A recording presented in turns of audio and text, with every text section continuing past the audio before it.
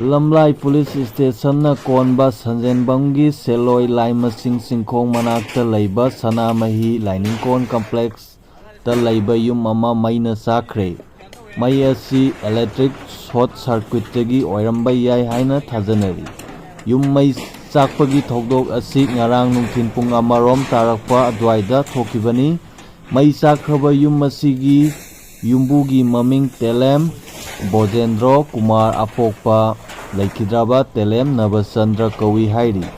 Laibak thiba thokdok asi imung manunggi miyoi singna ningon sakauba sakhringai tanjada thokibani hairi.